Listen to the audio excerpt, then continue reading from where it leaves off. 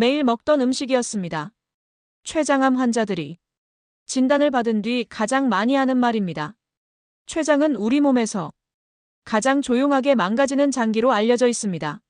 문제는 초기 증상이 거의 없다는 것입니다. 그래서 많은 사람들이 평소 식습관 속에서 자신도 모르게 췌장을 계속 혹사시키고 있습니다. 특히 의사들이 공통적으로 경고하는 췌장을 망가뜨리는 음식 3가지가 있습니다.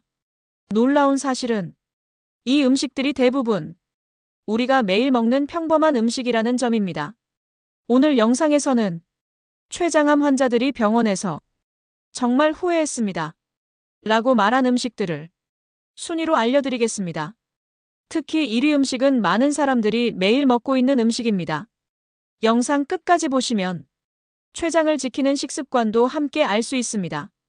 건강 정보가 도움이 되신다면 구독과 좋아요로 함께 해주세요. 그럼 지금 바로 시작하겠습니다. 저는 김영자입니다.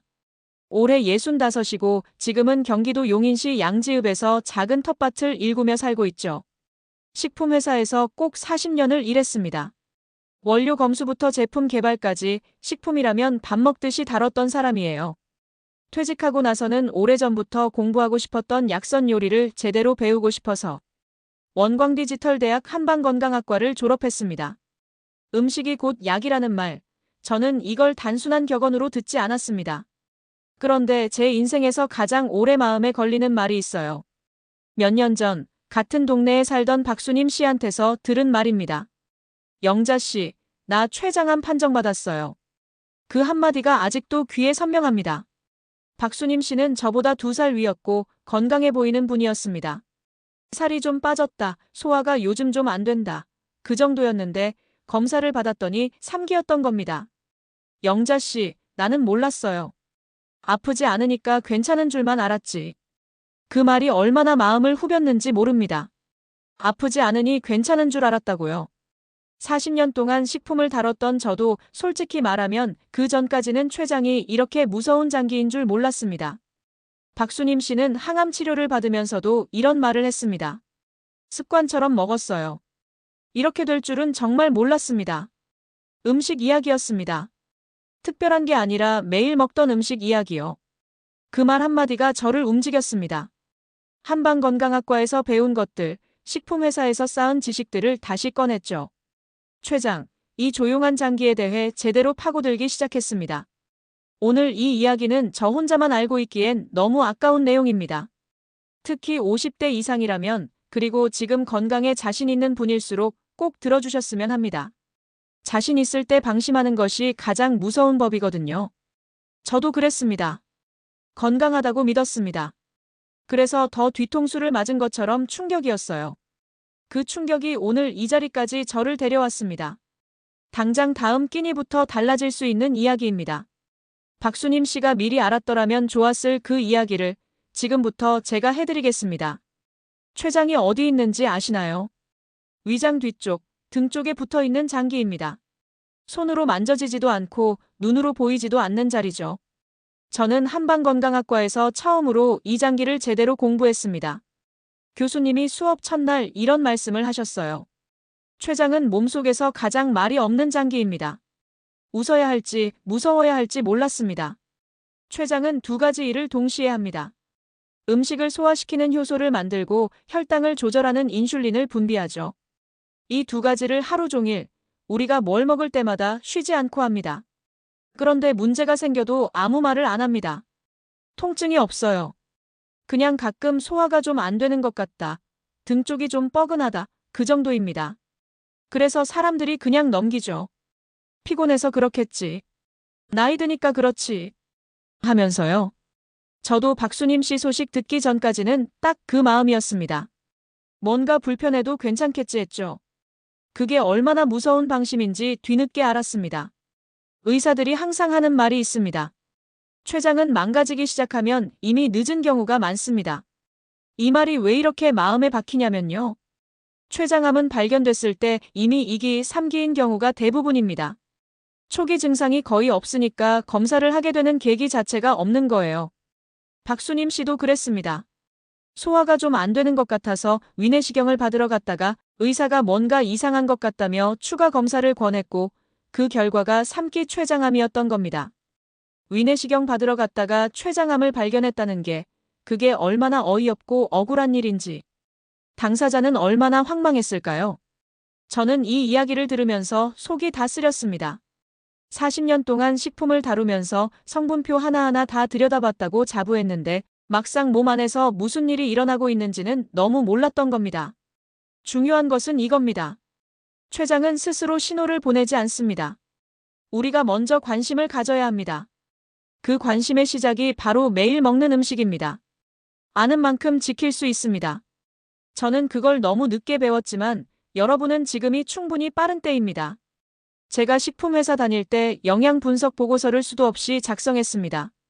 그런데 그때 제가 가장 많이 한 실수가 뭔지 아세요?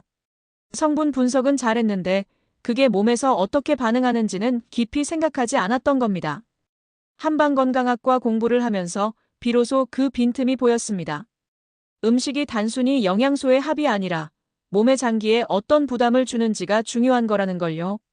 췌장을 망가뜨리는 원인을 공부하면서 저는 솔직히 좀 허탈했습니다. 대단한 음식이 아니었거든요. 특별히 나쁜 음식이 아니라 그냥 매일 먹는 음식들이었습니다. 전문가들이 공통적으로 경고하는 음식이 3가지 종류입니다. 기름진 음식, 당이 많은 음식, 가공된 음식. 이걸 보고 저는 가슴이 철렁했습니다. 왜냐면 이 3가지가 제 50대 식탁을 거의 지배했던 음식들이었거든요. 기름진 건 맛있으니까 자주 먹고 달달한 건 피곤하면 생각나고 바쁠 때는 가공된 것들로 대충 때우고 그게 특별히 나쁜 짓처럼 느껴지지 않았습니다. 다들 그렇게 먹으니까요. 그게 바로 문제였습니다. 이 음식들은 한 번 먹는다고 바로 문제가 생기지 않습니다. 몸은 참을성이 있어요. 오늘 좀 많이 먹어도 조용히 처리해줍니다. 그래서 우리가 방심하는 겁니다. 그런데 이게 매일 수십 년 동안 반복되면 이야기가 달라집니다. 췌장은 끊임없이 일해야 하는 환경에 놓이게 됩니다. 소화효소를 더 만들어야 하고 인슐린을 더 분비해야 하는 상태가 일상이 되는 거죠. 저는 텃밭일을 하면서 이런 생각을 자주 합니다. 씨앗에 매일 조금씩 잘못된 방식으로 물을 주면 처음에는 멀쩡해 보입니다. 그러다 어느 순간 뿌리가 썩어 있는 걸 발견하죠. 그때는 이미 늦은 겁니다. 우리 몸도 그렇습니다. 매일의 식습관이 보이지 않게 쌓이고 있다는 걸 우리는 너무 자주 잊습니다. 박수님 씨가 저한테 했던 말이 자꾸 떠오릅니다. 그게 이렇게 쌓이는 줄 몰랐어요. 그랬죠. 우리 모두 몰랐습니다. 지금 알게 된 것이 그래서 다행입니다. 텃밭 가꾸는 이웃분들이랑 가끔 저녁 모임을 합니다. 언젠가 치킨을 시켜놓고 같이 먹던 날이었어요. 그날 저는 잘 먹으면서도 마음 한쪽이 편하지 않았습니다. 왜냐면 제가 공부하면서 알게 된 게 있었거든요. 췌장 건강에 특히 나쁜 음식 3위. 바로 튀김 음식입니다. 치킨, 돈가스, 각종 튀김류. 한국 사람이라면 안 좋아하는 분이 없는 음식들이죠. 문제는 이 음식들의 지방 함량입니다. 기름에 튀기는 과정에서 음식은 지방을 잔뜩 흡수합니다. 그걸 우리가 먹으면 소화시키기 위해 췌장이 평소보다 훨씬 더 많은 소화효소를 만들어야 합니다. 췌장 입장에서는 평소의 2배, 3배 일을 하는 겁니다. 한 번이야 괜찮습니다. 명절에 전 좀 먹었다고 췌장이 바로 망가지지는 않아요. 그런데 이게 습관이 되면 이야기가 달라집니다. 특히 전문가들이 집중적으로 경고하는 조합이 있습니다. 늦은 밤에 먹는 튀김 음식, 거기다 술까지 곁들이는 것이요. 저도 회사 다닐 때 그랬습니다. 야근하고 나면 동료들이랑 치킨에 맥주 한잔 하는 게 낙이었거든요. 그게 그렇게 무서운 습관이었을 줄이야. 밤에는 낮보다 소화 기능이 떨어집니다. 그런데 거기다 기름진 튀김을 먹으니 췌장이 이미 힘든 거예요. 술까지 더해지면 췌장에 들어오는 부담이 배로 늘어납니다. 박수님 씨한테 나중에 물어봤습니다. 평소에 어떤 걸 즐겨 드셨냐고요? 저는 튀긴 거 참 좋아했어요. 밤에 남편이랑 치킨 시켜 먹는 거 낙이었는데 그 말이 마음에 오래 남았습니다. 낙이었다고요? 나쁜 짓을 한 게 아니에요. 그냥 맛있는 걸 먹으며 소소한 행복을 누린 것뿐인데 그게 이렇게 될 줄은 정말 몰랐겠죠. 저는 그 이후로 튀김 음식을 아예 끊지는 않았습니다. 하지만 밤에는 먹지 않습니다. 그리고 술과는 절대로 같이 먹지 않아요.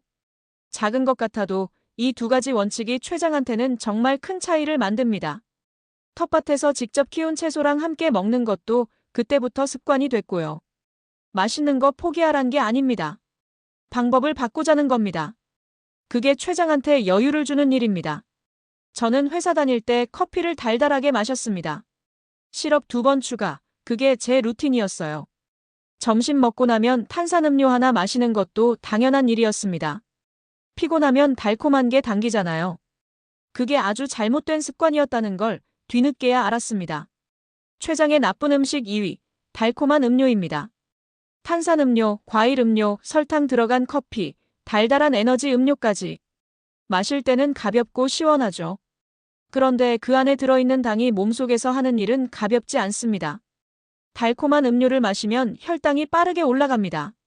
급격하게요. 그러면 췌장이 이걸 처리하기 위해 인슐린을 빠르게 대량으로 분비해야 합니다. 문제는 이게 한 번으로 끝나지 않는다는 겁니다. 아침에 달달한 커피, 점심에 탄산음료, 오후에 또 뭔가 달콤한 것. 그 사이사이마다 췌장은 인슐린을 뿜어내야 합니다. 쉴 틈이 없는 겁니다. 저는 한방건강학과 교수님한테서 이런 비유를 들었습니다. 직원 한 명한테 하루 종일 잔업을 시키는 것과 같아요. 처음엔 버팁니다. 그런데 매일 그러면 언젠가 그 직원은 탈이 납니다. 췌장이 딱 그 직원입니다. 저는 그 수업을 들으면서 잠깐 멍했습니다. 제가 40년 동안 그 직원한테 얼마나 많은 잔업을 시켰는지가 눈앞에 펼쳐지는 것 같았거든요. 달콤한 음료는 마시는 습관이라 더 무섭습니다. 먹는 것은 어느 정도 인식이 되는데 마시는 건 그냥 습관적으로 하게 되거든요. 생각도 없이 목이 마르니까, 더우니까, 피곤하니까 마시는 거잖아요. 그게 쌓이는 겁니다. 매일 조금씩 보이지 않게. 저는 요즘 텃밭에서 일하다 목이 마르면 물을 마십니다.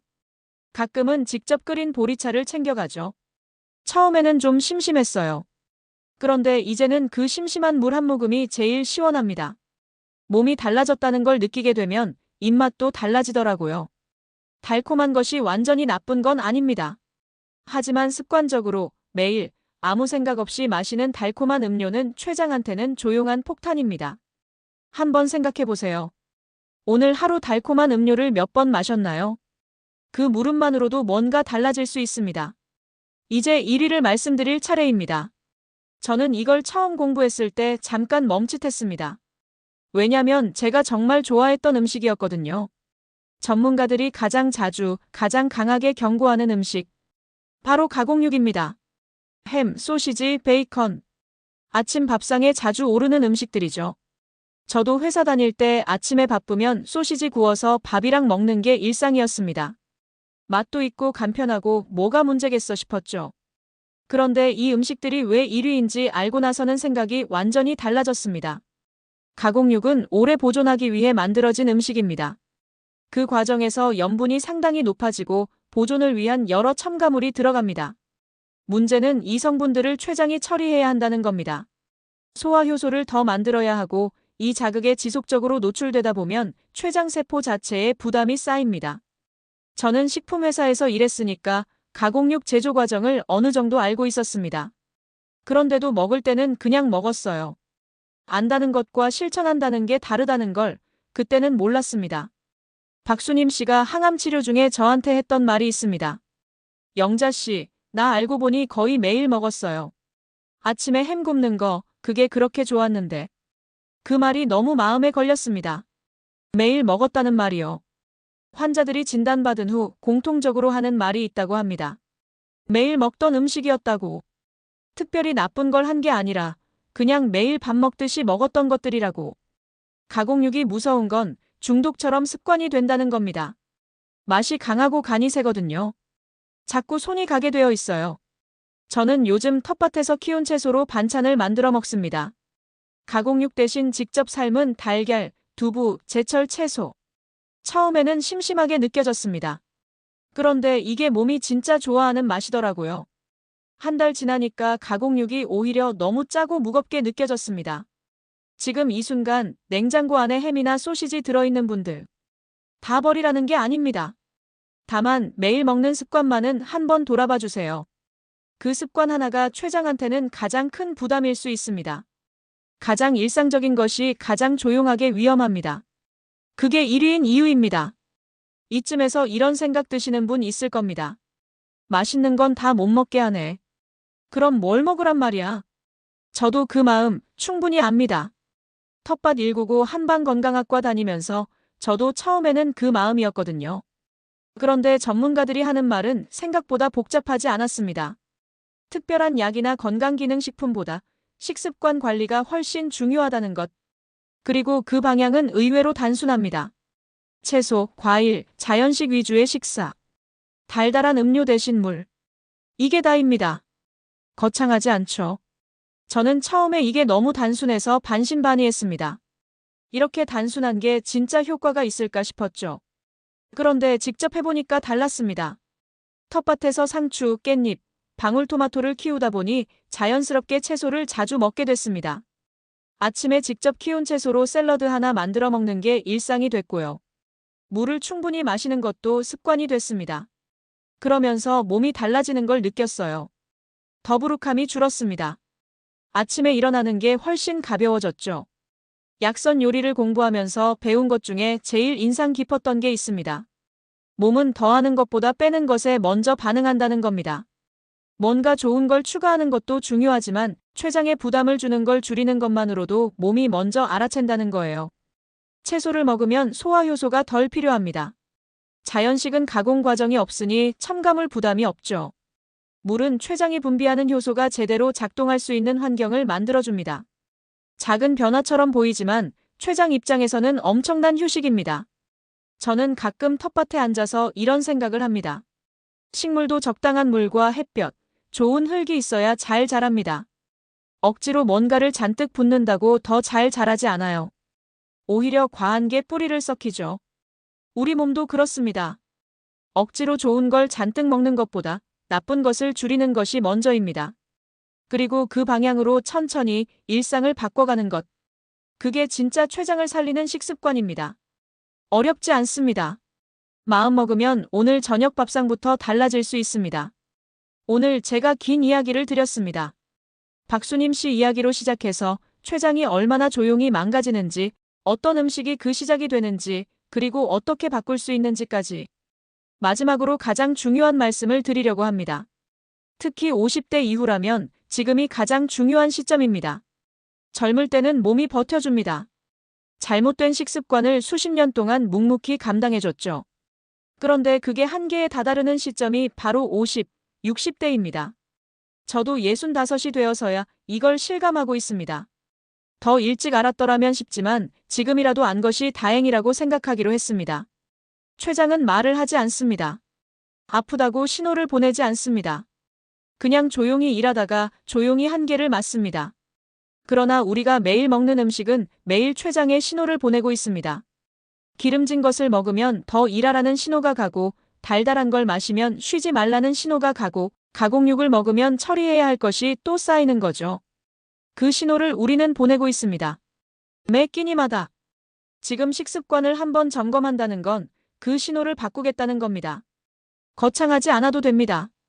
오늘 밤 야식을 안 먹는 것, 달달한 음료 대신 물 한 잔 마시는 것, 냉장고 속 가공육을 한번 살펴보는 것. 그 작은 결정 하나가 췌장한테는 하루치 휴가가 될 수 있습니다. 저는 박수님 씨한테서 배웠습니다. 알고 나서 바꾸는 것보다 알기 전에 바꾸는 것이 훨씬 낫다는 것을. 지금 이 이야기를 들으신 분들은 이미 충분히 알고 있습니다. 이제 남은 건 오늘 밥상부터 조금 달라지는 것뿐입니다. 텃밭에서 오늘도 채소를 다듬으며 저는 박수님 씨를 생각합니다. 그리고 지금 이 이야기를 듣고 있는 여러분을 생각합니다. 지금의 식습관이 내일의 건강을 결정합니다. 늦지 않았습니다.